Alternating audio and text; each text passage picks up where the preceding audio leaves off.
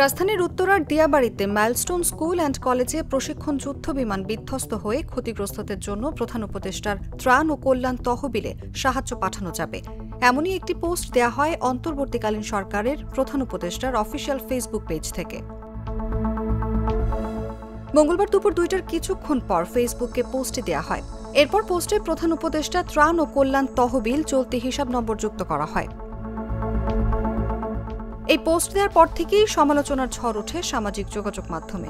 বিভিন্ন ধরনের ট্রল করা হয়।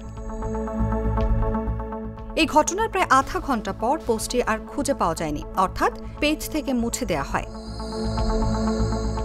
এদিকে বিমান বিধ্বস্তের ঘটনায় নিহতদের দাফনের জন্য জায়গা নির্ধারণ করে দিয়েছেন প্রধান উপদেষ্টা অধ্যাপক ড. মোহাম্মদ ইউনূস।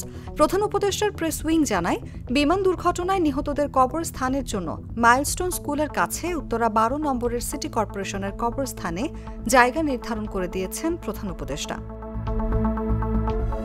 পরবর্তীতে এই কবরস্থান তাদের স্মৃতি রক্ষার্থে সংরক্ষণ করা হবে বলেও জানায় প্রেস উইং।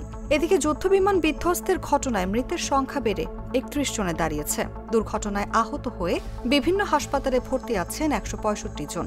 মঙ্গলবার দুপুরে এই তথ্য জানিয়েছে আন্তঃবাহিনী জনসংযোগ পরিদপ্তর। সোমবার দুপুর ১টার দিকে দুর্ঘটনায় পড়ে বাংলাদেশ বিমান বাহিনীর একটি যুদ্ধ বিমান। বিমানটি উত্তরার মাইলস্টোন স্কুল অ্যান্ড কলেজের একটি ভবনে গিয়ে পড়ে বিধ্বস্ত হয়। সঙ্গে সঙ্গে বিমান ও স্কুল ভবনটিতে আগুন ধরে যায়। যে ভবনে এটি বিধ্বস্ত হয় সেখানে বহু স্কুল পর্যায়ের শিক্ষার্থী ছিল। অনুভা বিশ্বাস, জাগো নিউজ।